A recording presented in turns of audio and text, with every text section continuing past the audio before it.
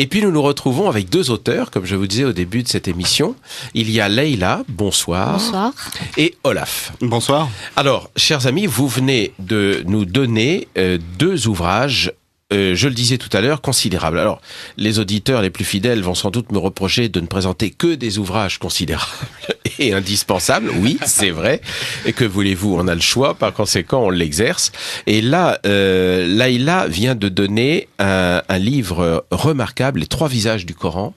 Alors vous faites, Leïla, une analyse, avant de détailler bien sûr tout ça, vous faites une analyse assez complète du texte du Coran. Une analyse scripturaire. Scripturaire, voilà. Scripturaire, ouais. Alors on reste dans un travail universitaire. Et de synthèse surtout. Mais de synthèse. Voilà. Et c'est ce qui est fort intéressant dans votre livre, c'est que parmi une foule d'études remarquables par ailleurs, on se perd un peu, on n'a pas toujours la mémoire efficace pour pouvoir parler autour de soi, pour pouvoir voir convertir dégager ou dégager des idées maîtresses. Des idées maîtresses. Elles sont dans ce livre. Voilà. Alors comment avez-vous procédé ? Parce que c'est un travail immense. Oui, c'est un travail immense. En fait, au départ, on m'avait demandé, parce que je viens du monde musulman, hein, j'ai vécu 15 ans dans un pays musulman et j'appartiens à ce monde par le biais de ma belle famille. Et donc, on m'avait demandé de faire une conférence sur le Coran et le Christ. Et donc, je ne savais pas au départ sur quoi j'allais me baser. Et je suis tombée sur les travaux du père Galèze. Et pour moi, ça a été ma seconde révélation. Ma première révélation, ça a été ma conversion au Christ en terre d'islam. Et ma seconde révélation, c'était les travaux du père Galèze, parce que ce qu'il disait sur le Coran, je voyais autre chose que tout ce qu'on m'avait déjà dit et tout ce que j'avais cru savoir. C'est-à-dire que derrière le Coran, il y a un texte en souffrance. Et plus je lisais donc le père Galèze, et après il m'a orienté sur d'autres travaux, Guillaume Di, Luxembourg, plus je lisais ces travaux de spécialistes, plus ma culture biblique se révélait et me révélait le Coran. Donc il y avait un texte derrière le texte. Et c'était un foisonnement et une convergence d'indices qui faisait exploser une vérité que le Coran, enfin les Corans dont on nous parle habituellement, ils cachent une montagne derrière, une montagne d'informations, une montagne. Il y a une révélation derrière ce texte, mais une révélation pas dans le sens biblique, divine, mais une révélation d'une supercherie et d'une construction historique, enfin une construction a posteriori d'une histoire, une histoire de l'islam qui est complètement fausse et à découvrir. Et donc, je pense que... Eh bien, on va tenter de la découvrir. Alors, vous parlez du père Galèze. Faut-il, sur cette antenne, parce que le père Galèze est venu souvent s'exprimer ici, bien évidemment, faut-il rappeler qu'il s'agit du père Édouard-Marie Galèze, qui est l'auteur du Messie et son prophète, en 2 volumes, 2 tomes. Je crois que ça a toujours été publié comme ça. En tout cas, moi, je l'ai. J'ai la première mouture. C'est bien les 2 tomes. Et effectivement, c'est un travail considérable, un travail d'érudition 10 ans de travail. Indispensable, c'est 10 ans de travail. Sa thèse de doctorat. Voilà, ici même je renvoie aussi, mais là on parlait essentiellement d'Édouard-Marie Galèze, je renvoie aussi aux ouvrages de Dominique et Marie-Thérèse Urvois, bien sûr, que tout le monde connaît, pour peu qu'on s'intéresse un peu au monde de l'islam. Alors, donc, on a bien compris 3 visages du Coran, à savoir vous avez décrypté ce qui était caché derrière le texte du Coran. C'est un texte stratifié, donc c'est bien cette notion de stratification qu'il faut avoir en tête. Et il y a plusieurs stades d'écriture et de réécriture. Oui. Et les scribes n'ont pas fait qu'une activité de compilation de feuillets, mais ils ont eu la part du lion, comme le dit Guillaume Di, c'est-à-dire qu'ils ont donné beaucoup de matière supplémentaire, de liant à ces feuillets qui, à la base, n'étaient pas faits pour être unis dans un seul corpus. Et d'ailleurs, on ne peut pas parler d'un corpus, mais de plusieurs corpus. Et tous les savants musulmans, même jusqu'au XVe siècle, parlaient des Corans. Donc, il n'y a pas un Coran, mais des Corans. Donc, derrière ce Coran officiel, on peut voir en lui-même plusieurs strates, en ce sens que la strate primitive ne comporte que des consonnes. Donc c'est un texte qui n'a pas de diacritisme, et donc c'est un texte consonnatique. Il n'a pas été voyellisé. Voilà, il n'était pas voyellisé, Et même les consonnes, il n'y a pas les signes orthoépiques qui permettent de les distinguer, les consonnes. Donc en fait, c'est un texte que vous le donnez à n'importe quel arabophone, donc à ma belle famille, même des professeurs universitaires sont absolument incapables de décrypter. Donc il faut après attendre plusieurs travaux, on dit d'après la littérature musulmane, Othman et d'autres, Abdel Malik, il faut attendre la voyellisation pour que ça devienne un texte déjà un peu plus lisible. Qui survient autour du Xe siècle, je crois. Huitième. On verra avec Olaf tout à l'heure. 8e siècle, donc une deuxième strate, un deuxième visage, donc déjà un texte qui est plus lisible. Et je parle d'un troisième visage, d'une troisième strate. Donc là, c'est l'interprétation, la glose interprétative des califes, des scribes qui travaillent pour les califes abbassides et qui vont donner vraiment la mouture islamique. Donc la mouture islamique, en introduisant le personnage principal, le héros post-mortem, qui n'est pas dans la strate primitive ou qui n'apparaît que 4 ou 5 fois d'après les spécialistes. Exactement. Donc tous les mots-clés islamiques sont des ajouts a posteriori, donc sont sur la deuxième ou la troisième strate. Donc en fait, il est important d'avoir une lecture stratifiée, de faire ce travail d'archéologue. Et donc il y a énormément de chercheurs, donc je lis tout ce que les chercheurs trouvent et sortent sur cette stratification, parce qu'il y a même des chercheurs allemands qui disent que la strate la plus profonde est une strate chrétienne, donc c'est une strate d'hymne chrétienne, donc Lulling. Donc, bon, alors, est-ce que c'est vrai, est-ce que c'est pas vrai? Mais en tout cas, c'est des hypothèses. Judéo-nazaréenne. Voilà. Je veux pas dévoiler votre sujet que vous allez traiter dans un instant. Mais... Donc, on trouve après, même n'étant pas spécialiste, mais connaissant bien la littérature biblique et parabiblique, ça saute aux yeux qu'il y a tout un tas de corpus empruntés chez... à la fois de la littérature, on va dire, judéo-chrétienne. C'est ça. Judéo-chrétienne, mais du 3e, 4e, 5e siècle après Jésus-Christ. Et parfois plus qu'emprunté, parce qu'il y a aujourd'hui, on dirait du copier-coller, ou presque. Oui, les philologues ont remarqué, par exemple, que le personnage de Alexandre le Grand, c'est l'emprunt le plus visible. C'est un emprunt total d'une légende d'Alexandre, un ouvrage commandité en 629 par Héraclius. Et donc, c'est, d'après le philologue Guillaume Dys, c'est l'élément, la sourate qui va nous permettre de dire que la datation actuelle des savants islamiques est complètement fausse. Parce que si il y a des sourates qui sont écrites après 629, Mohammed étant mort en 632, donc il remet en question toute la chronologie qui est actuellement admise par les savants musulmans et admise aussi par la plupart des chercheurs coranologues qui se sont basés un peu béatement, un peu religieusement, ils se sont calqués sur le discours islamique. Donc en fait, les chercheurs remettent en question complètement cette chronologie d'écriture et disent que c'était bien des textes différents qui ont été assemblés, mais a posteriori, dans un but différent du but initial. Exactement. Voilà, c'est essentiellement ça, le message, quand on décrypte le corpus coranique à la lecture de la littérature biblique et parabiblique. Surtout parabiblique, c'est-à-dire les apocryphes, les traditions orales, les midrash, donc énormément de sourates ne peuvent être comprises que à la lumière... Judéo-chrétien, c'est clair. Donc c'est à la lumière du judéo-christianisme, et donc c'est là qu'il faut vraiment ancrer le Coran dans une lecture historique. Et donc c'est là qu'il faut faire aussi un travail d'historien, pas seulement de philologue et de coranologue et d'histoire des idées, mais aussi d'historien. Donc en fait, c'est vraiment un travail où il faudrait faire travailler un département entier de spécialistes. Donc, alors le département est presque rassemblé dans ce studio puisque l'aspect historique, chronologique qui est si important, on va voir, parce qu'il y a les strates horizontales, si l'on peut dire, mais il y a scripturaire, mais il y a cette colonne chronologique indispensable pour la compréhension. Pour comprendre. Et d'ailleurs, quand on lit le Coran d'une façon discursive, effectivement, on ne comprend pas, en fait, tout simplement parce que on est déconnecté de l'histoire. Déconnecté total de l'histoire, puisque les sourates n'ont pas été classées comme ça vous le redirez tout à l'heure, certainement. Alors, le deuxième spécialiste qui est dans ce studio, c'est Olaf. Bonsoir, donc. Bonsoir. Et alors, là, vous nous donnez un petit ouvrage. Alors, est-il édité, cet ouvrage, dans le commerce ?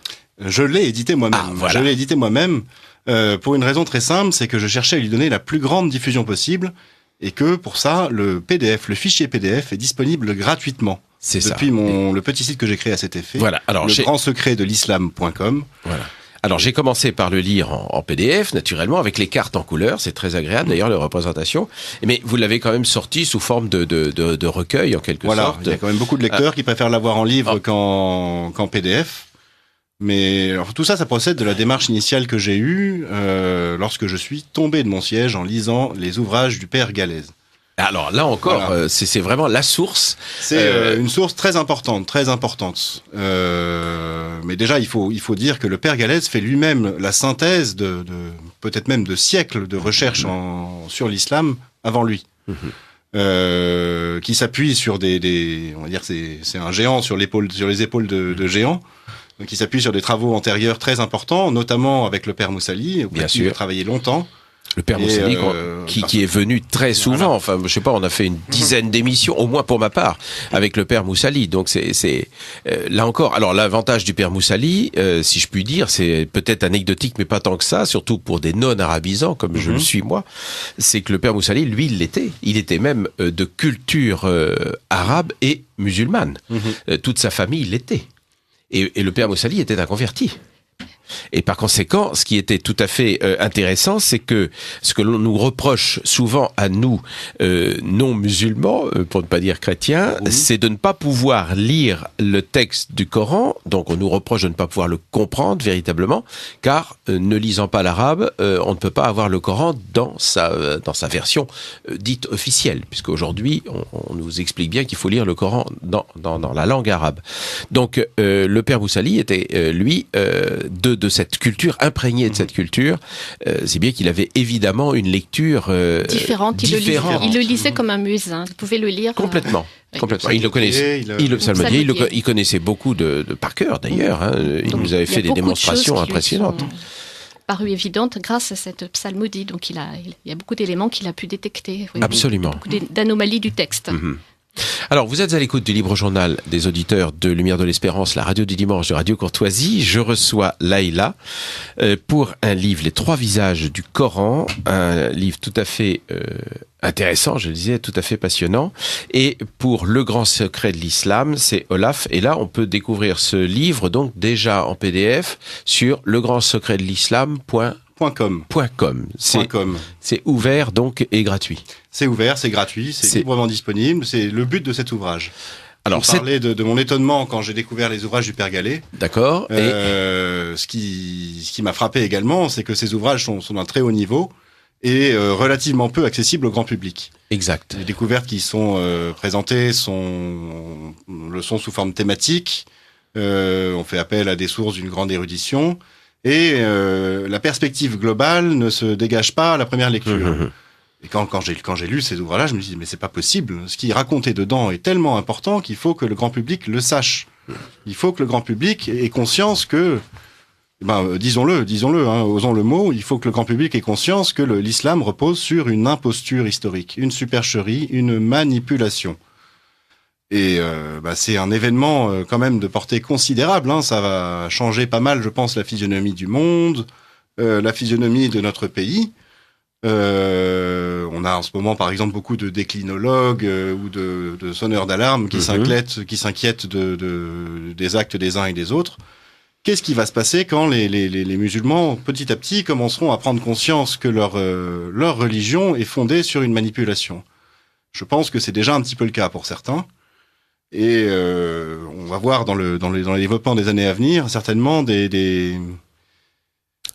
attendons-nous à être très très étonnés. Voilà, très étonnés. Mais je pense qu'il est de toute façon indispensable d'avoir lu vos ouvrages, si ce n'est ceux on évoquait les Urvois ou le père Galèze, bien naturellement, et le père Moussali, bien évidemment aussi, et Bernard Anthony, qui a fait aussi un certain nombre d'ouvrages, de vulgarisation, mais extrêmement documentés, qui s'appuient aussi sur les textes du père Moussali, c'est évident. Mais je pense qu'il est indispensable de connaître avant d'avoir le moindre opinion. comme on entend trop souvent aujourd'hui. Enfin, quand vous entendez un Premier ministre qui se prétend, qui fait comme s'il était docteur en islamologie pour pouvoir dire ça c'est l'islam, ça ne l'est pas. Enfin, je veux dire, c'est complètement, c'est absurde, c'est aberrant. Au moins, travailler ces sujets. Or, la plupart n'ont jamais ouvert un Coran avant d'en parler, ce qui est tout de même assez regrettable. Je ne parle même pas de l'analyse qui en est nécessaire. Alors, avant de poursuivre cette émission, on vous demande, Laïla, madame, pouvez-vous vous présenter, car nous ne savons pas si vous êtes une Française convertie à l'islam, ou une chrétienne à prénom arabe, ou bien une musulmane. Ce point est important pour comprendre votre point de vue. Alors, je suis française et je me suis convertie au christianisme en terre d'islam alors que j'étais mariée à un musulman. Donc, je me suis convertie au catholicisme en terre d'islam. Donc, au contact de la civilisation, du mode de vie, c'est plus que voilà, au contact de l'islam. La confrontation avec l'islam. J'ai d'abord voulu essayer de me convertir à l'islam. J'ai lu énormément de littérature islamique et puis il s'est trouvé que un évangéliste m'a donné un évangile et j'ai pu faire ma propre recherche et Jésus m'a trouvé et donc je suis devenue catholique en terre d'islam et donc je me sens une mission particulière auprès du peuple musulman parce que je trouve que c'est un peuple qui cherche souvent Dieu, mais pour chercher Dieu il faut avoir une notion de la vérité et de la vérité ça passe aussi par la connaissance de l'histoire réelle et donc l'islam, la plus grande importance dans cet islam c'est qu'il y a une falsification de l'histoire donc même si je ne suis pas historienne, c'est quelque chose qui se démontre très facilement, l'histoire complètement falsifiée. Alors, comment on va au fond, au bout du sujet, dès le début de l'émission, si je puis dire, comment persuader un musulman honnête, sincère, comment persuader un musulman que, en fait, toute son histoire toute l'histoire à laquelle il croit, c'est quand même terrible, parce que il croit de foi, en quelque sorte, mais il croit aussi par la prégnance de la société musulmane. Il croit par rapport à ses frères musulmans, par rapport à sa famille, par rapport... On sait tout le poids. Nous ne pouvons pas aborder la moindre connaissance de l'islam si on ne se met pas un petit peu dans la perspective du musulman à l'intérieur de sa société. Or, toutes les décisions qui sont prises aujourd'hui vis-à-vis de l'islam, on le constate en tout cas chez nous et en Europe en général, ce sont des décisions de personnes qui sont, même s'ils ne se l'avouent pas, de culture chrétienne, juridiquement de culture chrétienne, c'est-à-dire qu'ils ont ce que nous disait Jean tout à l'heure, c'est-à-dire des siècles et des siècles d'imprégnation chrétienne, et ils jugent de l'islam en fonction de cette imprégnation. Tout à fait. Or, donc, ils ne peuvent pas en avoir une notion exacte. Alors, comment ils le connaissent peut-être très très bien, l'islam, figurez-vous. Parce qu'en fait, on se trompe parfois souvent sur l'islam. On pense que l'islam, c'est le Coran. Et effectivement, quand on regarde l'histoire islamique officielle, le Coran est le pivot de l'islam. C'est la révélation de la parole d'Allah. C'est ce qui est dit, en tout cas. C'est ce qui est dit. Mais quand on étudie un petit peu l'histoire, qu'on la reconstruit comme j'ai pu le faire avec le Père Gallet dans le Grand Secret de l'Islam, on se rend compte que le Coran n'est qu'un élément contributif de l'islam et qu'il sert à justifier quelque chose qui est bien plus important que lui. Alors ça, c'est votre thèse, naturellement. Ah, c'est plus... on le voit par exemple à l'action chez ces jeunes Européens qui vont faire le djihad au Moyen-Orient. Oui, en Syrie, oui. Ils n'ont pas lu le Coran. Non, pas lu le Coran. Bien sûr. On l'a vu également dans l'histoire. Ça a été montré par des historiens. Les musulmans, alors on voit pas les guillemets là quand je parle, les pseudo-musulmans du début du 8e siècle qui sont allés conquérir la péninsule ibérique n'avaient pas de Coran. Ils n'avaient pas de Coran. Quelle était leur foi? En quoi est-ce qu'ils croyaient? Eh bien, ils croyaient constituer la meilleure des communautés. C'est ça. Ils se croyaient choisis par Dieu pour établir son royaume sur terre. C'est ça en fait l'islam. C'est le projet par nature impossible d'arriver à éradiquer le mal du monde. Donc c'est un projet fou. C'est un projet fou. Il faut le comprendre pour que ce projet puisse, on va dire, s'instiller dans les consciences. Il faut que se bâtisse une forme de surréalité chez les musulmans. C'est plus ou moins fort selon, on va dire, l'imprégnation. C'est-à-dire que on va croire les légendes islamiques. Elle est là, la surréalité. Ces légendes ne sont pas réelles. Elles disent, par exemple, que le musulman est au-dessus des autres. On a déjeuné tout à l'heure chez une convertie issue de l'islam. Je lui ai posé la question. Alors, quand tu étais musulmane, qu'est-ce que tu pensais des chrétiens ? C'était mes ennemis. Tu te pensais meilleur qu'eux ? Oui, j'étais au-dessus d'eux. Voilà en fait ce qu'apporte l'islam. Voilà, on va dire l'immense pouvoir d'attrait de l'islam. Il fait du musulman une personne supérieure, appelée à accomplir le plan de Dieu. Et c'est pour ça que des jeunes Européens vont partir faire le djihad.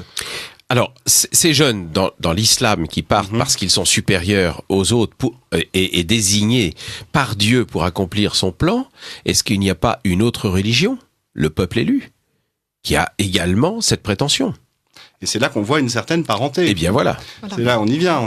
Le messianisme est bien exactement, un fruit du judaïsme. Exactement. Le messianisme, exactement, ça je m'en suis rendu compte en travaillant avec le père Gallès, qui est un grand spécialiste du sujet, c'est un fruit du judaïsme matiné d'idées chrétiennes complètement dévoyées. Et pour ça, en fait, il faut faire un peu d'histoire des idées et comprendre quelle est la grande nouveauté qu'a apporté Jésus et, on va dire, la prédication de ses apôtres dans le monde. Jésus, il arrive dans un monde qui fonctionne un peu de manière cyclique, où on considère que le bien et le mal se succèdent. On a foultitude de mythes cycliques, avec le bien, le jour qui succède à la nuit, les saisons qui se succèdent, le mal est compris dans le bien est compris dans le mal. Et les hommes ont appris plus ou moins à vivre avec le mal en le prenant comme un donné. Et Jésus arrive en disant, mais non, le mal, on peut s'en délivrer. Il y a la possibilité d'être sauvé du mal, il y a un salut. Et c'est une nouveauté absolument radicale dans le monde païen de l'époque. Alors, c'est une nouveauté qui était déjà préparée par la religion juive, d'une certaine manière, avec ses lois de pureté, ses règles de séparation du juif et du non-juif, qui préparaient déjà cette vision d'un monde possiblement délivré du mal. Mais avec une telle complexité dans ces règles de pureté qu'elles devenaient inatteignables. Donc difficile, on revient dans un autre cycle, en quelque sorte, d'impossibilité d'atteindre, voilà ce que je voulais dire, cette éradication du mal. Voilà. En tout cas, quand Jésus arrive, son message est radicalement nouveau et touche les consciences d'une façon complètement inouïe. C'est-à-dire que les gens prennent conscience qu'ils peuvent être libérés du mal, à la fois sur un plan personnel. Alors, dans le message de Jésus et de ses apôtres, ça passe par la relation personnelle à Dieu, et à la fois sur un plan collectif. Quand on parle de royaume de Dieu, certains imaginent que ça pourrait être un monde délivré du mal. D'ailleurs, c'est ce que Jésus promet. Il promet, avec son retour en gloire, un monde délivré du mal. Il ne promet pas de délivrer le monde du mal ici tout de suite. Oui. D'ailleurs, il dit lui-même qu'il y a une parabole, je crois que c'est le bon grain et l'ivraie, qui est assez connue, où il nous explique que s'il ne revient pas à l'homme de séparer le travail de Dieu et de séparer le bien du mal. Mais quoi qu'il en soit, à partir du moment où l'idée a été lancée, certains l'ont récupérée à leur propre profit. C'est-à-dire que cette idée que le mal, on peut se séparer du mal, elle possède une puissance très très forte et certains l'ont exploitée. Et on le voit après en travaillant l'histoire, ils l'ont exploitée en fonction de ce qu'ils étaient. Alors les premiers à l'avoir exploité, ce sont certains juifs, on peut dire judéo-chrétiens, mais assez hérétiques, qui n'ont voulu voir dans cette idée de se délivrer du mal que des choses très très terrestres. Ils étaient travaillés par exemple par l'idée de la venue d'un messie politique, un messie roi, un messie qui restaurerait le royaume d'Israël. C'est l'entrée du Christ dans Jérusalem. Voilà, c'est l'entrée du Christ dans Jérusalem, Hosanna, béni soit celui qui vient au nom du Seigneur. Voilà, c'est exactement ça. Et ce qui se passe après la mort et la résurrection de Jésus, on va dire, secoue un petit peu ces partisans d'un messie politique, mais ils ont gardé quand même des espérances. Elles tourneront beaucoup, ces espérances, autour du temple. Parce que Jésus, dans sa prédication, avait dit une parole assez curieuse. Il avait dit « Détruisez ce temple et je le rebâtirai en 3 jours ».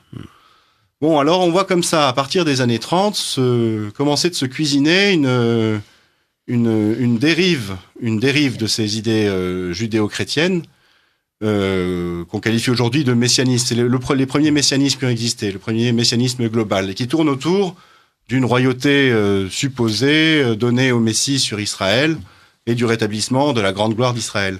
Et puis petit à petit, avec on va dire cette espèce de cocotte-minute religieuse, une fois que les idées chrétiennes ont été lancées dans la nature, qui se développe à Jérusalem et en Israël, on voit ces mouvements se déployer, on les piste par les premiers auteurs chrétiens, et ils arrivent comme ça jusqu'à l'événement considérable de la grande révolte, la première guerre juive. Les Juifs se révoltent contre l'occupant romain. Alors, il y a beaucoup de choses à en dire, mais il se passe un événement terrible pour les Juifs. Le temple est détruit. Alors, Flavius Joseph dit que c'est par accident. Il n'empêche que le temple est détruit. Et là, on voit la prédication de Jésus. Détruisez ce temple et je le rebâtirai en 3 jours. Alors, à l'occasion du siège mené à Jérusalem, les Romains menant le siège autour de Jérusalem ont demandé aux non-combattants de s'enfuir et de quitter Jérusalem. Donc, il y a toute une troupe de judéo-chrétiens, de juifs chrétiens, plus ou moins chrétiens d'ailleurs, qui quittent Jérusalem. Tout ça, c'est hallucinant. Tout ça, c'est une enquête qu'on mène et on en trouve les traces dans les textes anciens. Oui. Ils quittent Jérusalem, ils se souviennent de la prédication de Jésus qui parlait de Jérusalem encerclée. Ils quittent Jérusalem, ils vont se réfugier sur les hauteurs du Golan, les plateaux du Golan. Et alors que le siège est levé et que le temple est détruit, on va dire que les judéo-chrétiens vraiment chrétiens reviennent à Jérusalem, mais certains restent sur le plateau du Golan. Et là, ils consomment leur rupture avec le groupe judéo-chrétien. Pourquoi est-ce qu'ils restent ? C'est qu'ils attendent que Jésus vienne reconstruire le temple. Détruisez ce temple et je le rebâtirai en 3 jours. Et ils se disent, Jésus va revenir, terminer le travail qu'il n'avait pas pu faire en tant que messie politique. Il avait été empêché par les autorités du temple, par la foi malsaine des pharisiens, par exemple. Donc eux se disent, Jésus va revenir, Jésus va revenir. Et petit à petit, en restant comme ça à l'écart, en ruminant leur messianisme, ils en viennent à se dire qu'ils vont prendre la place de Jésus et reconstruire le temple même pour le faire revenir. Et le faire revenir, ça veut dire, ça y est, c'est bon. C'est le Messie politique d'Israël qui va revenir. Il les nommera généraux de son armée. Il fera d'eux les nouveaux seigneurs du monde. Et petit à petit, ce groupe va commencer comme ça de se donner un corpus politico-religieux que l'on piste à travers l'histoire, au travers des pères de l'Église qui les ont dénoncés comme des hérétiques. Saint Jérôme, par exemple, Eusèbe, Épiphane dans le Panarion. C'est étonnant, on les piste comme ça et on en trouve des traces archéologiques, on trouve leur puisqu'en fait il faut dire tout d'abord que ces gens s'appelaient eux-mêmes Nazaréens. C'est ça. Nazaréen, c'est le qualificatif que se donnaient initialement les chrétiens du temps de Jésus, mais les chrétiens se sont très très vite appelés chrétiens, c'est-à-dire messiens, et non pas nazaréens, à partir du moment où ils ont donné un nouveau sens au mot de nazaréen, au mot de Messie. Oui. Et donc ceux qui ont refusé, on va dire, la messianité chrétienne de Jésus, ont gardé ce sobriquet nazaréen pour eux. Et c'est comme ça que les pères de l'Église les ont dénoncés, et puis également sous d'autres appellations. Ni juifs, ni chrétiens, totalement juifs et totalement chrétiens, voilà. C'est ce qu'ils disent Épiphane sur les Nazaréens. C'est ça. Ouais. Alors, c'est comme ça qu'ils se voient. Alors, je vous interromps un instant dans cette explication fort intéressante, parce que plusieurs auditeurs nous disent, je lis un message, mais le sens est le même pour beaucoup, les Juifs auraient inventé la religion musulmane pour éradiquer le christianisme. Peut-on qualifier l'islam de secte ? Est-il vrai que l'islam est une religion créée par les Juifs pour contrecarrer la chrétienté ? C'est-à-dire que on sent que c'est un un souci, presque un leitmotiv, etc. Et puis alors, également, une auditrice qui nous dit, jusqu'en 630, alors pourquoi avant Jésus-Christ ? Je crois que c'est plutôt après d'ailleurs, c'est plus logique. Les musulmans étaient chrétiens, il faut leur dire. En tout cas, ils étaient, voilà, les Arabes, c'est ça, judéo, la péninsule arabique, elle était en passe d'être complètement christianisée, bien évidemment. Ça, c'est la Bénon qui le dit. Mais je crois qu'il faut redéfinir le terme de juif. Oui, c'est important parce que lorsqu'on parle de judéo-nazaréens, ils sont d'ethnie juive, mais ils n'ont pas la religion des juifs rabbiniques. Voilà. Après la réforme talmudique de la fin du 1er siècle, et puis qui se continue après je crois que c'est à Yavne au début, puis après à Babylone. Alors aujourd'hui, on a un regard rétrospectif sur l'histoire, où on qualifie de juifs tous les juifs de l'époque, et on veut y mettre le même sens que ceux des juifs rabbiniques d'aujourd'hui, qu'on trouve dans les synagogues du Marais. Non, il faut reconnaître une complexité à l'histoire du peuple juif. Il y a eu des juifs chrétiens en très grand nombre, en très très grand nombre, au premier chef Jésus et les apôtres. Bien sûr, absolument. Il y a eu après des juifs rabbiniques, issus de la mouvance pharisienne. Il y a eu des juifs qui ont suivi le parti des Sadducéens. Il y a une petite controverse il n'y a pas très longtemps. On dit qu'ils ont fondé ou contribué à fonder l'Empire khazar en Crimée. Enfin, donc il y a une complexité du mouvement juif et qu'on peut pas ramener tout ça à une forme d'homogénéité qu'on décrète a posteriori. Et donc, en aucun cas, on ne peut parler d'une fondation de l'islam par les juifs, et encore moins d'une fondation à dessein pour détruire le christianisme.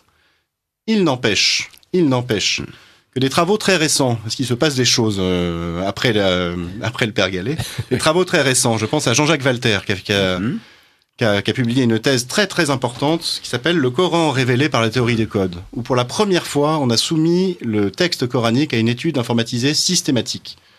Ça n'avait jamais été fait dans toute l'histoire. Jamais. Alors, on l'a fait pour les évangiles, par exemple. On l'a fait pour la Bible. On le fait, par exemple, sur des œuvres de Shakespeare, où ça permet de dire que la pièce Édouard III, dont on savait pas tellement s'il fallait lui attribuer, si c'était lui ou Marlowe, eh bien, en fait, c'est plutôt du Shakespeare. Bon, en tout cas, lui, l'a fait sur le Coran, et il a montré que la première strate, cette fameuse première strate dont vous parliez, Leila, elle n'est pas dans l'affirmation d'un monothéisme nouveau, ou même d'un monothéisme tout court, mais dans un anti-christianisme, contre l'associationnisme des chrétiens. C'est ça. Voilà. Et on en revient là, à la foi première de nos judéo-nazaréens qui sont établis sur le Golan, et puis après plus au nord en Syrie, qui se voient comme de vrais juifs ethniquement, même s'il existe d'autres juifs à côté que eux condamnent, et qui se voient également comme les vrais chrétiens, puisque eux ont reconnu le Messie, même si pour eux, ils pensent que le Messie n'est pas mort, qu'il a été enlevé par Dieu et gardé en réserve au ciel, jusqu'à temps que le temple substitué peut-être, ou enlevé, et qu'il est gardé en réserve jusqu'à temps que le temple de Jérusalem soit reconstruit, et à ce moment-là, il va redescendre dans toute sa gloire bien terrestre, avec il prendra la tête des armées des judéo-nazaréens et il éradiquera le mal du monde. Et on voit là, voilà comment se constitue donc le corpus religieux des Nazaréens. Et tout ça, on le sait parce qu'on les piste. On voit en Syrie, et on n'est pas du tout dans le désert d'Arabie, là, on est en Syrie. On voit des noms de lieux. Nassaran, la toponymie voilà, une toponymie, tout à fait. La toponymie, par exemple, le mont des Nossairi, oh là là, il y en a tellement. Le Wadi al-Nassara, Ansarié, Nassirié. Il n'est question que de Nazaréens. Et même jusqu'aux Alaouites d'aujourd'hui, on les appelle Alaouites en français, mais ils s'appellent aussi Nossairi. Et Joseph Hazi a montré qu'ils étaient, a priori, les descendants de ces Nazaréens établis en Syrie. Alors c'est très intéressant, ces Nazaréens établis en Syrie. Leur projet est d'arriver à conquérir Jérusalem pour rebâtir le temple, c'est-à-dire qu'ils se sont un peu appropriés ce qui pensait être le rôle du Messie. Et pour ça, pour y arriver, ils se rendent compte que c'est pas avec leurs petits bras que ça suffira, il va leur falloir une force armée. Et cette force armée, ils sont loin d'en disposer parce qu'ils vivent à l'écart, ils vivent un peu coupés du monde, on va dire dans une espèce d'isolement. Communautarisme. Voilà, d'isolement ethnique. Oui. Comment est-ce qu'ils vont bien pouvoir faire ? Eh bien, ils ont autour d'eux des forces intéressantes. On est là maintenant au 4e, 5e, début du 6e siècle. Et il y a autour de ces judéo-nazaréens établis en Syrie des tribus arabes, nomades, qui sont christianisés de fraîche date et qui ont pour beaucoup un passé de pillards et de réseaux. De réseaux, oui. De réseaux. Et dont on a pu voir dans l'histoire qu'ils étaient assez efficaces contre la lourde armée romaine, byzantine, grecque, que la guerre de Razzia était assez efficace. Et donc il y a un projet qui se met en place chez ces judéo-nazaréens qui est d'aller transmettre leur espérance messianiste, leur vision du monde, d'un monde à conquérir, d'un monde à délivrer du mal, transmettre cette espérance aux Arabes. Chrétiens. Ouais, aux Arabes chrétiens. Ça, on le voit dans l'évolution de l'habitat de ces judéo-nazaréens. Il y a des fouilles archéologiques qui ont été menées en Syrie, et on se rend compte que, alors, il y a des synagogues très curieuses qui associent des symboles juifs à des symboles chrétiens. C'est une chose qu'on n'a jamais vue ailleurs. Et donc, ça identifie très, très certainement ce courant nazaréen. Et on se rend compte que petit à petit, des Arabes sont venus habiter dans les villages. Et donc il y a eu une cohabitation. Des Arabes chrétiens sont venus habiter dans ces villages. Et pourquoi cette cohabitation ? Pour la prédication et derrière l'envoi en mission de conquête de Jérusalem. C'est là que les feuillets du Coran, du corpus, sont écrits. Voilà, et c'est exactement ça. Qu'est-ce que c'est maintenant que le Coran ? Alors le Coran, quand on est là à peu près vers l'an 600, Mahomet étant né, on pense, vers l'an 570. Sachant que cette date n'est absolument pas sûre, hein. C'est une date qui a été refaite, déduite a posteriori par les islamologues occidentaux. D'ailleurs, toute la biographie de Mahomet, c'est a posteriori. Hein. C'est ça, voilà. Ça, on le dira tout à l'heure. On reviendra là-dessus parce que je pense que c'est effectivement très important. Pardonnez. Alors, je vous en prie. On trouve dans certains témoignages des traces de l'endoctrinement de ces judéo-nazaréens auprès des Arabes. C'est passionnant. J'en ai mis quelques témoignages dans le grand secret de l'islam. En fait, ce qui s'est passé, c'est qu'il y a eu des prédicateurs juifs qui ont voulu transmettre leur foi à des Arabes en leur transmettant leur texte. Le problème, c'est que ces Arabes, ils parlent arabe, ils ne parlent pas ou peu l'araméen, même si les langues sont très très proches, ils ne lisent pas l'hébreu, et donc il ne faut pas lire la Torah de ces Juifs qui lisent la Torah.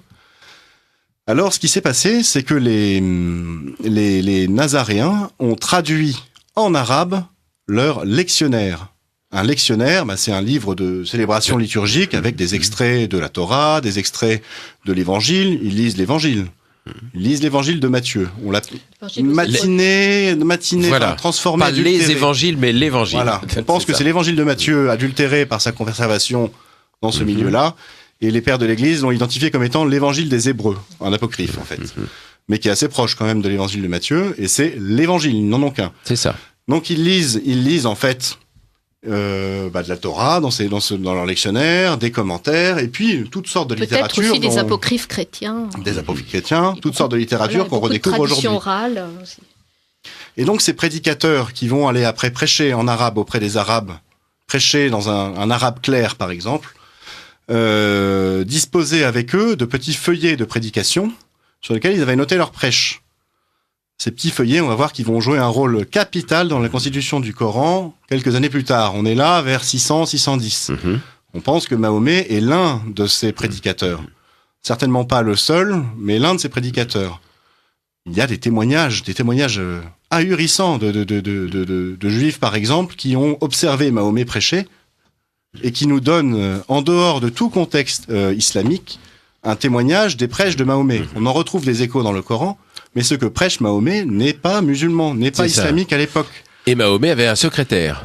Alors Mahomet avait un secrétaire, Mahomet avait des collègues prédicateurs, il n'était certainement pas le seul prédicateur. Il était, en revanche, on peut le penser, un des chefs les plus significatifs, si ce n'est le chef militaire de la troupe composite koréchite arabe, la tribu de Koresh arabe, et judéo-nazaréenne. Et après, on voit dans l'histoire se déployer ce fameux projet de reprise de Jérusalem qui va se faire par le truchement des Perses. Alors, il faut faire un petit peu de géopolitique du 7e siècle pour comprendre que le Proche-Orient, on va dire ce que les islamistes appellent le Cham, la Syrie, la Palestine, est le lieu d'affrontement mais séculaire entre la puissance méditerranéenne et la puissance perse. Pour la Méditerranée, on va dire pour Rome et puis après Byzance, qui ont une logique de conquête du pourtour méditerranéen. Forcément, il faut conquérir, il faut avoir un pied en Palestine et en Syrie.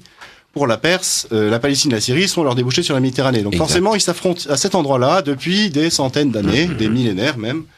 Et donc, ils passent leur temps avec un coup l'Empire méditerranéen qui gagne, un coup il perd, et ainsi de suite. Et en 614, c'est au tour des Perses de gagner. Il y a une expédition qui se monte contre Byzance, et il y a un des généraux de cette expédition, Rhomysanès, qui va partir jusque Jérusalem et conquérir Jérusalem. Et là, on se rend compte qu'en fait, Rhomysanès a emmené avec lui des troupes auxiliaires arabes. Et parmi ces troupes auxiliaires, on est maintenant sûr et certain qu'il a emmené avec lui des Koréchites. Des Koréchites. Il les a emmenés en passant, c'est-à-dire qu'il est passé en passant par le nord à la Syrie, Et avec ces koréchites, il y a leurs maîtres en religion, des judéo-nazaréens, qui sont tout heureux de pouvoir participer à la conquête de Jérusalem. Et donc comme ça, en 614, ils arrivent à Jérusalem, donc cette troupe composite avec des cavaliers arabes et des judéo-nazaréens un petit peu comme commissaires politiques, un peu à la façon des soviétiques. Ils arrivent à Jérusalem et là on en trouve des traces dans le Coran lui-même et ça c'est vraiment vraiment étonnant. Alors le discours musulman veut faire dire à ces passages complètement autre chose. Il parle de la conquête de la Mecque, il parle d'autres événements qui relèvent de la légende. Mais on trouve des traces dans le texte coranique lui-même de l'arrivée de la conquête de Jérusalem, de l'arrivée de la troupe composite arabe judéo-nazaréenne qui se précipite à l'esplanade du temple pour aller refaire les sacrifices et faire revenir le Messie. Ça y est, il va revenir. Il va délivrer le monde du mal. Il va emmener les Arabes, les judéo-nazaréens associés dans le même projet, les uns fils d'Ismaël, les autres fils d'Isaac. Il va les emmener à la conquête du monde. Il fera d'eux les rois. Il leur fera vivre dans les délices jusqu'à l'éternité. Voilà, toute la philosophie, en tout cas toute l'annonce messianique que l'on connaît. Oui. Et donc les Arabes et les judéo-nazaréens préparent les sacrifices nécessaires. On en trouve des traces dans le Coran. Ils se rasent la tête comme les nazirs de l'Ancien Testament. Je me souviens plus. Oui. Les Nazira. Ouais. Et Nazira. Ouais. Mm-hmm. Et il se passe que ils en viennent aux mains avec les Juifs locaux qui eux ne veulent pas leur laisser le contrôle de l'esplanade du temple. Ça a un sens pour eux aussi, l'esplanade du temple. Et il y a une algarade qui s'ensuit et Romizanès, le général perse, prend le parti des Juifs locaux qui sont un petit peu plus importants stratégiquement parlant que les quelques judéo-nazaréens et la troupe arabo-nazaréenne est expulsée. Donc là, on voit Mahomet déployer des trésors de prédication. C'est la sourate dite des Romains. Voilà, c'est ça. C'est très très intéressant. Les Romains ont été vaincus dans le pays voisin et après leur défaite, ils seront les vainqueurs. Exactement. Bon, alors il faut la voir dans l'autre sens, mais ça c'est une des subtilités de la composition du Coran, c'est qu'après on a voulu lui faire dire autre chose que ce qu'il représente. Voilà, exactement. Et donc voilà notre troupe composite qui repart en Syrie. Et puis un petit peu piteux, qui essaie de se refaire des forces là-bas. Et le temps passe et il arrive après que Héraclius, l'empereur byzantin, ne va pas laisser le contrôle de Jérusalem, la grande ville sainte, aux Perses. Et petit à petit, il monte une armée et se prépare une opération pour reprendre Jérusalem. D'autant que Jérusalem avait beaucoup souffert. Je crois qu'il y avait plusieurs milliers, voire dizaines de milliers de... 30 000 morts. 30 000 morts, oui. 30 000 morts. On découvre encore des charniers il y a... La piscine de Mamilla. C'est ça, quelque chose là-dessus. Récemment, oui. Voilà. Bon, toujours est-il que Héraclius prépare une expédition. Ça commence à se savoir et on pense que les judéo-nazaréens locaux, ceux qui sont restés en arrière lors de l'expédition de 614, font comprendre à leurs collègues partis à Jérusalem qu'ils sont plus vraiment de l'heure de sainteté, ils les chassent, et donc il faut partir, c'est la fuite. C'est la fuite devant la possibilité que Héraclius rende aux judéo-nazaréens et aux Arabes la monnaie de leur pièce. Et donc tout ce contingent fuit, au plus loin, dans le désert d'Arabie, à Médine, qui s'appelle à l'époque Yatrib, chez des judéo-nazaréens amis. Donc il s'agit de tribus juives, ça on pense vraiment que ces tribus juives existaient, elles sont mentionnées dans le discours islamique. En revanche, on n'a aucune trace dans les archives très très complètes des juifs rabbiniques de l'existence de tribus juives là-bas. Donc on peut penser que ce sont des judéo-nazaréens, c'est-à-dire des gens d'ethnie juive, mais qui n'ont plus la foi juive canonique, on va dire, des juifs rabbiniques. Oui. Et donc voilà que ce petit contingent va s'établir à Yatrib, et à partir de là, essayer de planifier un retour en force pour conquérir la Terre Sainte et Jérusalem. Et c'est ce qui va arriver. Ouais. C'est ce qui va arriver, quoi. Et d'ailleurs, la prière à ce moment-là est tournée vers Jérusalem. Mais la prière est tournée vers Jérusalem. Tout à fait, oui. C'est-à-dire que, et là on le verra en discutant un petit peu des différentes strates du Coran. Ce sont à ce moment-là, ils sont pétris d'idées juives, d'idées chrétiennes plus ou moins dévoyées. Guillaume Di, un grand chercheur de l'Université libre de Bruxelles, il qualifie le Coran d'apocryphe chrétien. d'apocryphes chrétiens. Donc on est vraiment dans cette même culture. C'est ça, exactement. Et d'ailleurs, il y a maintenant un consensus général des chercheurs qui, à la suite du Père Gallet et de quelques autres qui l'avaient dit il y a quelques années, parlent maintenant on va dire, du milieu qui a donné naissance à l'islam comme étant une antiquité tardive, matinée d'idées juives, chrétiennes et d'hérésies juives et chrétiennes. Donc on est vraiment dans cette continuité, en fait, dans ce bouillon de culture rempli de ces idées messianistes, enfin bon. Mais si on revient un petit peu à notre histoire, on est à Yatrib, et donc là, ils se préparent, ils renforcent leur position. Mahomet est plus que jamais le chef militaire Chef de guerre, oui. le chef de guerre de la troupe arabe, avec les maîtres en religion judéo-nazaréens qui les ont accompagnés, à qui ils ont fait allégeance. Et comme ça se préparent les expéditions. Il y en a une en 629. 629. Il essaye à partir de Yatrib de revenir en Terre Sainte en traversant le Jourdain à la façon du peuple juif. Oui. Pour donner tout un sens, en fait, à son épopée. Pour donner tout un sens à son épopée. Le sens de l'exode. Voilà, le sens de l'exode, exactement. Repasser aux mêmes endroits. Par le Jourdain. Complètement. Et ça, il y a des traces historiques. C'est ça, des archéologiques. Et puis des témoignages autres que islamiques sur cette bataille qui a eu lieu en 629 à Mouta. Et donc, on trouve des traces dans le Coran, mais aussi dans des chroniques arméniennes, des chroniques de l'époque. C'est d'ailleurs, je crois, le seul événement de la vie de Mahomet qui soit à la fois historiographiquement sûr et bien daté. Une défaite en 629 à Mouta. Or, les traces qu'on y trouve dans le Coran ne mentionnent pas. Le discours islamique ne présente pas cela comme c'est le moins qu'on puisse dire. Exactement.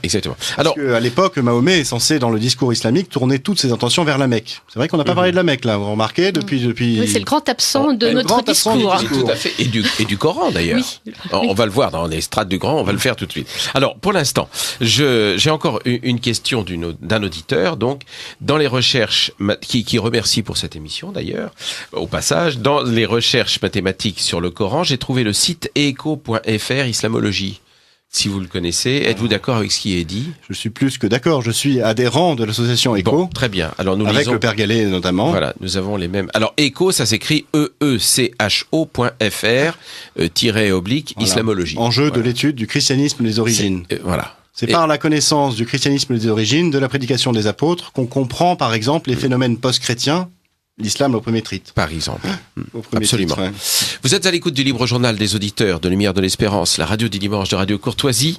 Je reçois donc Madame Laïla, et on en reste là, et Olaf, pour 2 ouvrages.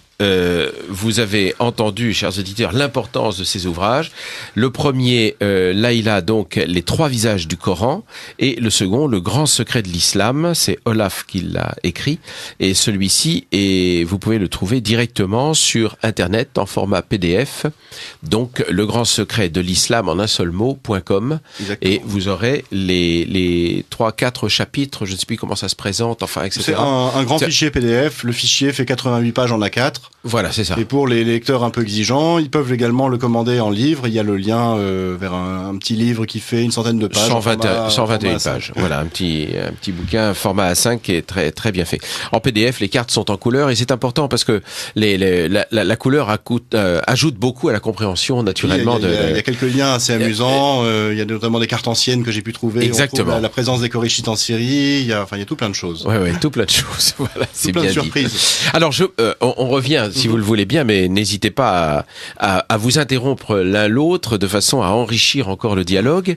Laïla, on a bien compris que le Coran n'était pas un corpus global en quelque sorte, mais qu'il s'était composé en diverses strates, avec une strate non pas finale, mais enfin intermédiaire, les strates du califat. Je veux pas troubler votre propos, mais ce qui est absolument incroyable aujourd'hui, c'est la façon dont le Coran est présenté, cet enchevêtrement de sourates qui n'ont rien de chronologique naturellement, où on mélange les sourates médinoises, les sourates mécoises, enfin etc., et où on se retrouve avec un texte qui est quantitativement composé, puisque ça va des sourates les plus petites, jusqu'aux plus en longues. poids, Oui, voilà. jusqu'aux plus longues, Oui. si bien que ça fait un texte qui est extrêmement difficile à lire, Oui, c'est finalement. très difficile à lire. Il y a eu plusieurs chronologies. Il y a la chronologie qui est actuelle, mais la chronologie aussi de l'université d'Al-Azhar, qui n'est pas la même. Et puis déjà, cette distinction entre mécoise et médinoise, elle est remise en question par les spécialistes. Exactement. Parce que justement, les travaux de Guillaume Dee montrent que on ne peut pas établir de chronologie entre mécoise... Sur ces deux périodes sur ces deux chronologiques de la périodes, vie de parce Mahomet, qu'en fait, au finalement. niveau stylistique, il y a des recoupements, des sourates dites mécoises qui vont avoir un style plutôt médinois. Enfin, bref, il n'y a pas vraiment de chronologie qui est établie par les scientifiques. Et donc, ce qui est surtout intéressant, c'est de voir tous les emprunts aux littératures apocryphes et les littératures, on va dire, midrashiques, c'est-à-dire toutes les petites histoires qui sont dans le Coran, comme l'araignée, l'histoire de Abraham et les idoles, des histoires sur Moïse, qui sont inconnus de la Bible, qui sont inconnus de l'Ancien Testament, mais qui sont connus par contre de la littérature, on va dire midrashique, c'est-à-dire entre le 2e et le 3e siècle après Jésus-Christ, justement Cette dans ces fameuse antiquité tardive. C'est ça. antiquité tardive. Et donc on trouve des traces d'Ézéchiel, des traces de Élie, de plusieurs rabbis, du 4e Esdras, d'Apocalypse de Saint Jean, d'Apocalypse d'Élie, enfin, beaucoup de littérature variée. Et donc, il y a aussi des emprunts d'évêques. Donc, en fait, il y a des homélies d'évêques. Un évêque qui avait fait une homélie sur les sept dormants, donc des traditions orales aussi. Donc une littérature qui est extrêmement dense et variée. Et aussi des auteurs chrétiens, comme Jacob de Saruk, ou les hymnes du paradis de Éphrem de Nizib. Donc, on peut décrypter la littérature, enfin la bibliographie des auteurs du Coran. Alors, Olaf, un commentaire, parce que je vois que vous étiez en train de repomper dans votre propre livre des... Un petit commentaire sur ce distinguo arbitraire des sourates médinoises et mécoises. On a dit tout à l'heure que la Mecque était le grand absent de notre propos. On avait conduit l'histoire à peu près jusque vers 630, 632. Toujours pas question de la Mecque. Et l'islam tourné vers Jérusalem. Et un de toute islam évidence. tourné vers Jérusalem, quoi. On voit déjà apparaître une part de l'imposture, en fait. Une part de la création a posteriori. Elle va arriver un petit peu plus tard, quand les Arabes essaieront de se justifier. Mais à cette époque, il n'y avait pas de Mecque. Déjà, dans le Coran, on trouve une seule occurrence du mot et une autre qui est baka, quoi. Donc, en fait, deux occurrences pour un texte qui serait révélé sur des lieux si fondamentaux et si extraordinaires. Et la géographie qui est décrite par le texte coranique ne correspond absolument pas. C'est ça. Parce qu'on peut regarder, si on regarde un peu les plantes qui poussent dans le Coran, on se retrouve avec des bananiers, des jujubiers, on se retrouve... Dans le désert de la Mecque. Voilà. Donc, même... comment il s'appelle on se demandait où aurait pu trouver Abraham le bois pour faire le sacrifice. Saint-Jean-Damas, il se demandait où on aurait pu trouver le bois pour faire le sacrifice d'Ismaël. Parce qu'en fait, il remplace le sacrifice d'Isaac par le sacrifice d'Ismaël.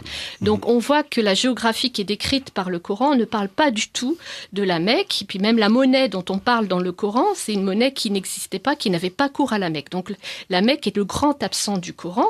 Et toutes les enquêtes historiques sur le rôle de la Mecque, qui aurait été un grand centre caravanier sur la route des caravanes, pose un grand problème parce que les discours que l'on trouve sont contradictoires et ne reposent pas sur des cartes antiques. Il n'y a aucune citation de la Mecque dans les auteurs antiques. Oui. Aucune. Oui. Les itinéraires caravaniers qui sont bien décrits ne passent jamais par la Mecque. Et vous montrez d'ailleurs une carte ancienne où, effectivement, je ne sais plus si c'est chez vous. Je montre pas mal de cartes anciennes. C'est peut-être en lien sur le PDF. Peut-être. Mais il y en a une où, effectivement, on voit décrit toutes les... C'est pas avant le 9e siècle. Où on voit décrit véritablement la péninsule arabique et la Mecque n'existe pas. Voilà, n'existe pas. Elle est inconnue, totalement inconnue. Voilà. À l'époque où on est censé connaître toute la chronologie, les batailles, enfin, etc. C'est tout de même assez paradoxal. C'est très paradoxal, effectivement. Pour bien comprendre en fait ce qui s'est passé, comment est-ce qu'on en est arrivé à créer cette ville, il faut revenir un peu à l'histoire là où on l'avait laissé. On avait laissé notre troupe de arabes et judéo-nazaréens à Yatrib, Médine, en train de préparer la conquête de Jérusalem. Alors imaginons que nous sommes vers les 632. Alors c'est la date à laquelle, par convention, on fait mourir Mahomet. Il n'est pas certain qu'il soit mort effectivement là, parce qu'il y a des témoignages en fait de bataille en 634 notamment, qui disent que Mahomet commandait encore ses troupes. Alors peut-être que ça veut dire aussi que Mahomet n'est qu'un surnom donné au chef. Bon, c'est un peu complexe. Mais en tout cas, une chose est certaine, c'est que le contingent se relance à l'assaut et il va là bénéficier d'une espèce de fenêtre stratégique vraiment très favorable, à savoir que les deux empires, perses et byzantins, se sont vraiment épuisés l'un l'autre dans leur guerre sans fin. Et ils arrivent, comme ça, les Arabes arrivent en balayant tout, en passant par la Syrie, en ralliant les anciens judéo-nazaréens de Syrie, et petit à petit comme ça, par l'élan du réseau, ils arrivent comme ça à conquérir Jérusalem. Le rouleau compresseur. Le rouleau compresseur, ouais.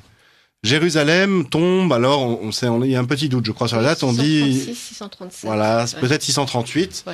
On a des témoignages de l'évêque de Jérusalem qui nous raconte que les Arabes campent à sa porte et empêchent les pèlerins de venir faire les dévotions. C'est lui-même qui va finir par ouvrir les portes de la ville en essayant d'éviter que ne se reproduise le grand massacre qui a eu lieu en 614 lorsque les Perses avaient conquis la ville, où on avait parlé de ces dizaines de milliers de morts. Je pense qu'ils avaient encore ça en mémoire. Et là, il se passe quelque chose de très, très étonnant. Et on en a des témoignages. C'est là encore où il y a eu tout un travail d'une nouvelle vague d'historiens à partir des années 2000 qui ont publié des nouveaux travaux, des nouvelles recherches. On a Prémar, par exemple, dans son livre Les fondations de l'islam, qui nous exhume des témoignages fantastiques, qui nous racontent ce qui s'est passé précisément quand les judéo-nazaréens, les Arabes, sont arrivés à Jérusalem. Aussitôt, en courant, ils arrivèrent au lieu qu'on appelle Capitole, c'est-à-dire l'esplanade du temple. Ils prirent avec eux des hommes, certains de force, d'autres de leur plein gré, afin de nettoyer ce lieu et d'édifier cette maudite chose destinée à leur prière, qu'ils appellent une mitziga, c'est-à-dire une mosquée. Et en fait, voilà ce qui se passe. Ils se précipitent sur l'esplanade du temple pour reconstruire le temple et faire revenir le Messie. On a d'autres témoignages. Sophrone, par exemple, il évoque le rôle d'un marbrier qu'il aurait excommunié parce qu'il aurait contribué à construire ce fameux temple. Et donc, le temple de Jérusalem est reconstruit. Alors, évidemment, il n'a pas la splendeur du temple d'Hérode le Grand. Mais le temple est reconstruit, on y donne les sacrifices, on y fait les sacrifices nécessaires pour que le Messie revienne, mais il se passe quelque chose d'extraordinaire. Ben, il ne revient pas. Le Messie ne revient pas. Oui. Le Messie ne revient pas. D'où on sourit là ici naturellement, mais ils sont extrêmement dépités. Ils sont déçus. Ils sont extrêmement dépités. Mohamed, dans les hadiths, annonçait là, le retour imminent de Jésus. Complètement, c'est tout à fait sa prédication. C'est d'ailleurs pour ça que le père Gallet a appelé sa thèse le Messie et son prophète. Son prophète, voilà. C'est ça. Son prophète étant Mahomet, qui n'annonçait pas une religion nouvelle, mais le retour du Messie Jésus. Messie Jésus qu'on retrouve... Messie terrestre. Un Messie tout terrestre, mais qu'on retrouve une 50aine de fois, je crois, dans le Coran. Dans le Coran, on a 4 fois Mahomet, mais on a 58 fois Jésus, voilà, mais qui est désigné comme le Messie. Et 150 fois Moïse. Ce qui corrobore tout à fait les perspectives, les suspicions et les perspectives historiques modernes. Parce qu'il faut quand même se fixer aux statistiques des mots. Donc c'est pas normal que dans le Coran on parle plus de Moïse et de Jésus et de Marie que de Mahomet. Il y a quelque chose. Même un non spécialiste peut s'interroger et suspecter quelque chose. Absolument. Alors nous sommes inondés, absolument couverts de messages et de messages fort longs. Alors, chers auditeurs, pardonnez-moi, je ne vais pas vous les lire. Il y a des messages qui font 4-5 pages avec certainement des choses tout à fait intéressantes. D'ailleurs, j'en ferai des photocopies si vous voulez pour mes invités. Avec des notes, avec des renvois, avec des choses tout à fait intéressantes. Alors, je me permettrai simplement de donner... Oui, là, on ne pourra absolument pas lire. C'est dense, oui. Voilà, c'est très dense. Alors... je vous donne lecture de quelques... Alors, d'abord, une auditrice. Chère madame, là, c'est un reproche que je vous fais. Vous me dites, jamais entendu parler du père Galaise. Alors, si vous vous intéressez à l'islam, il est indispensable que vous vous procuriez les 2 ouvrages, les 2 tomes plus exactement, du père Édouard-Marie Gallès, Le Messie et son prophète. Voilà, je lui conseillerais d'aller directement sur mon site, legrandssecretdelislam.com, voilà. parce que ce que j'ai écrit avec lui, là, c'est un travail de 2 ans. Exactement. C'est vraiment un travail de synthèse, de mise au clair de sa thèse pour la rendre accessible au plus grand nombre. Voilà, donc commencez par ce site, Le Grand Secret de l'Islam, qui n'est évidemment pas en contradiction, au contraire avec... j'ai travaillé avec lui. Les ouvrages du père Gallès. On a tout tous les deux, ensemble. on a travaillé avec le père Gallès. Même et moi. puis éventuellement, après, vous vous plongerez dans l'immense travail du père Gallès, qui est passionnant, mais qui ne peut se lire qu'un crayon à la main. Enfin, je veux dire, c'est voilà. Alors, vers le IIIe siècle, nous dit cet auditeur, donc vers le IIIe siècle en Palestine, il a fallu un concile pour mettre au pied du mur les Juifs convertis, mais qui ne voulaient pas abandonner les rites et les fêtes juives. Ils ont donc été exclus de l'Église catholique, ils sont partis dans le désert et sont au début de l'islam. Ces chrétiens-là s'appelaient judéo-chrétiens. Oui. Voilà, Nazaréens. Oui. Voilà. C'est nazaréen, c'est mieux parce que dans le Coran, ils utilisent le terme de nazaréen. Voilà, et à la fois, les nazaréens sont les amis, ils sont les ennemis. Donc on voit bien qu'il y a eu une difficulté à régler certains différends et que tous les textes n'ont pas été maîtrisés, n'ont pas été nettoyés des anciennes amitiés. Parce qu'après, il faut signaler que les Nazaréens vont être les ennemis jurés des proto-musulmans. Alors, je continue les messages. Savez-vous que les jeunes Français convertis à l'islam et qui partent en Syrie au cours de leur scolarité, savez-vous que les jeunes Français convertis à l'islam et qui partent en Syrie au cours de leur scolarité, que fait l'éducation nationale, nous demande-t-on? Bah oui, c'est effectivement. Bon, ça, c'est pas très malin d'envoyer les élèves en Syrie en ce moment. D'où vient la langue arabe que le Coran dit avoir été donné par Dieu? Alors, il y a plusieurs hypothèses, parce que dans les chercheurs que j'ai lus, il y en a qui disent que ça vient du nabatéen. Enfin, il y aurait eu 2 arabes. Il y a le vieil arabe qui viendrait du nabatéen, et puis une autre piste qui dit qu'il vient de l'araméen. Donc il y a ces 2 pistes.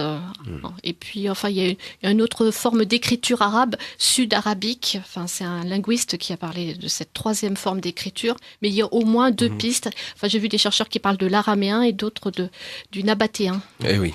Il y a une grande proximité entre l'araméen et l'arabe, je crois. Ouais. Ah oui, justement, Luxembourg fait une lecture syro-araméenne du Coran. Donc c'est un chercheur allemand qui est sous le coup d'une fatwa.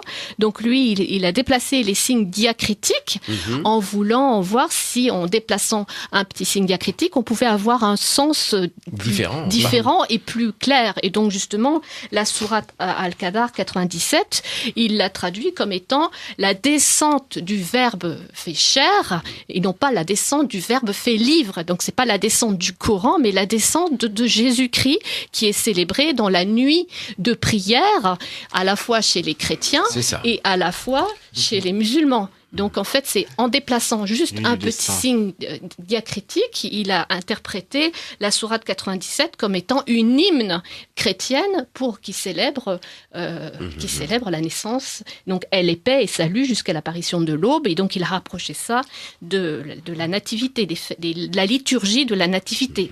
Donc il y a beaucoup de sourates comme ça, en déplaçant quelques signes diacritiques, il est arrivé à une lecture complètement différente. Parce que comme on rappelle, le Coran, il n'y a pas ces signes diacritiques, donc on a une pluralité des lectures. C'est ça. Là, il va falloir qu'on explique un petit peu comment est apparu le Coran, en fait. Alors, allons-y, parce que le temps passe très vite dans cette émission, comme vous le voyez bien, et on était là en 640. Voilà. En 640, reprenons la chronologie. Le Messie ne revenait pas. Et là, il se passe quelque chose, c'est un renversement d'alliance. Évidemment, les Arabes, emmenés par les Judéo-Nazaréens dans une épopée de guerre, de conquête et de sacrifice, se rendent compte qu'ils ont été trompés, manipulés par les Judéo-Nazaréens, qui n'ont pas de Messie pour eux. Et donc derrière, ils vont se retourner contre eux, les massacrer, les bannir. On en trouve les traces dans les discours musulmans. C'est la conduite de Mahomet envers les tribus juives de Médine. C'est ça. Et derrière, ces Arabes, à qui on avait promis la terre entière, et en particulier une place de chef dans un royaume délivré du mal, se rendent compte que ils n'ont peut-être plus le background religieux. Pièce dans le cochon. Ce sera fait. Excusez-moi. Pièce dans le cochon, bien sûr. Ils n'ont plus, on va dire, le corpus religieux pour justifier la chose, mais ils ont le contrôle militaire de du Proche-Orient. Ils ont le contrôle militaire du Proche-Orient. Et ce qui va se passer après ça, c'est un pénible travail de justification religieuse de cette domination politique. Et c'est comme ça, petit à petit, qu'on va en arriver à créer le Coran, à créer l'islam, pour que les califes, petit à petit, puissent justifier la domination politique qu'ils ont héritée de, on va dire, de l'épopée messianiste avec les judo-nazaréens. Donc ce qui va se passer, c'est que à partir du moment où les judo-nazaréens sont bannis et massacrés, on va procéder à une destruction de tous leurs textes religieux, un effacement des mémoires, et on va essayer de garder de leurs textes religieux ce qui pourrait aider à constituer un corpus religieux justifiant la domination politique. Donc on va récupérer d'eux, on peut pas récupérer d'eux leur Torah en hébreu, celle-là on va la brûler, on va pas récupérer d'eux leur évangile. Leur lectionnaire même, il est trop teinté de ce qu'ils étaient eux-mêmes. Il rappelle trop les judéo-nazaréens pour qu'on puisse le garder. On va conserver ce qui est facilement manipulable. On va conserver les brouillons de prédication des fameux prédicateurs de Mahomet. Que le secrétaire de Mahomet a rassemblé. Voilà, exactement. C'est peut-être pour ça que ces fameux brouillons auraient été écrits sur des tessons de bouteilles ou des omoplates de chameau, parce qu'on n'allait pas gâcher du parchemin noble pour un brouillon. Ça, on n'en sait pas encore trop grand-chose. Donc on rassemble ces brouillons, et puis au gré des luttes terribles entre Arabes pour la domination politique, alors là on a 50 années entre 634 à peu près, et on va dire jusque l'arrivée d'Abd al-Malik en 687, 88 par là, non ? Oui, c'est ça. On a une guerre sans nom entre Arabes, qui ne s'appellent pas encore musulmans, pour le pouvoir. Calife et anti-calife. C'est ça, entre calife, anti-calife. Et c'est dans ce maelstrom où ils s'entretuent les uns les autres que va naître la Mecque. Que naît la Mecque, que naît Mahomet en tant que prophète, que naît le Coran comme livre révélé par Dieu, que naissent des idées.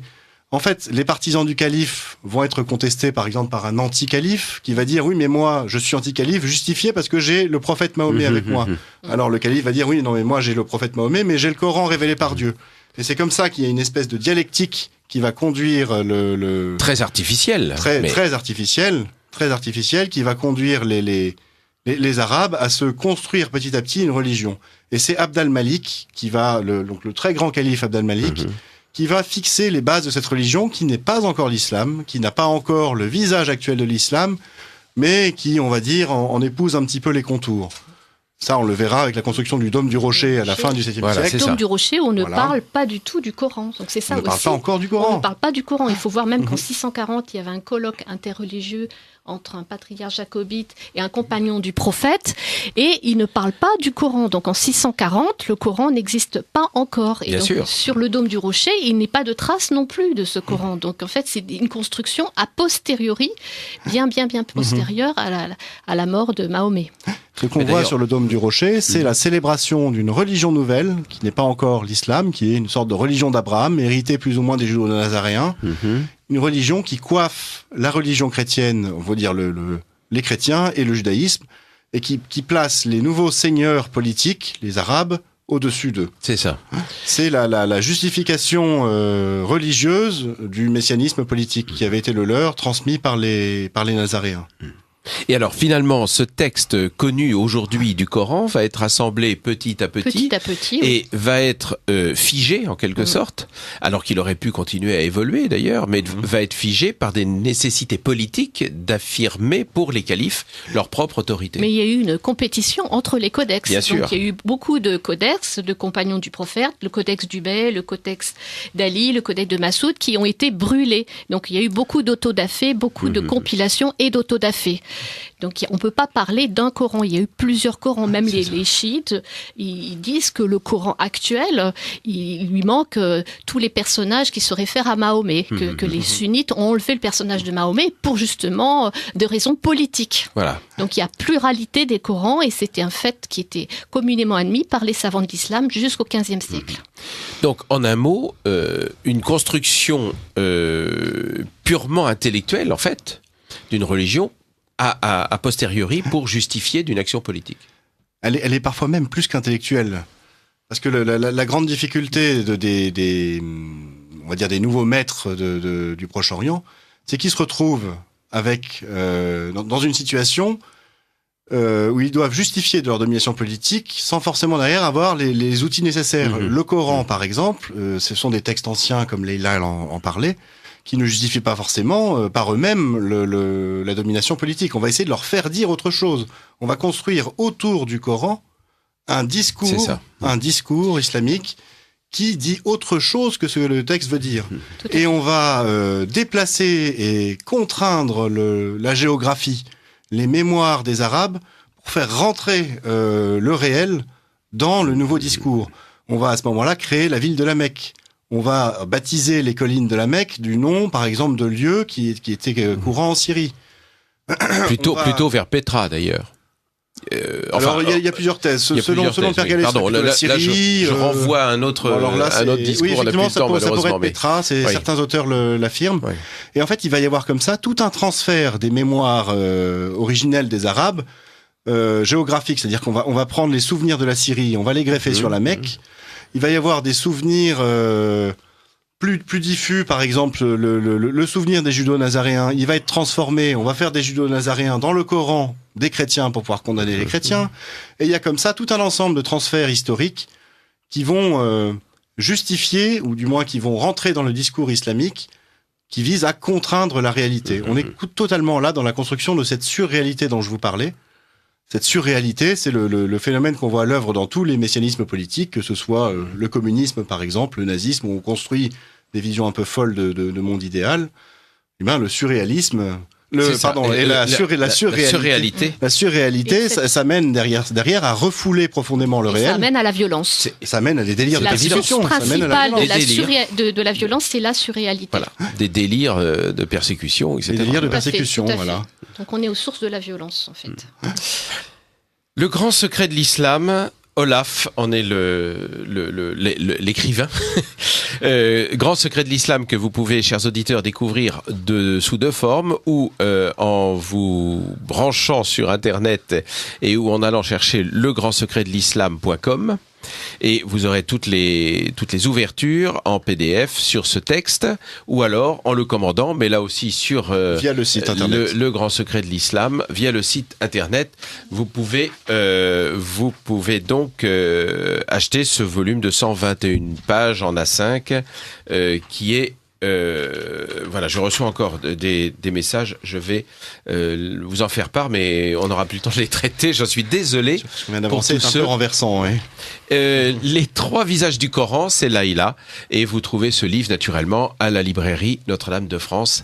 Merci Laïla, merci Olaf. Merci beaucoup. Merci.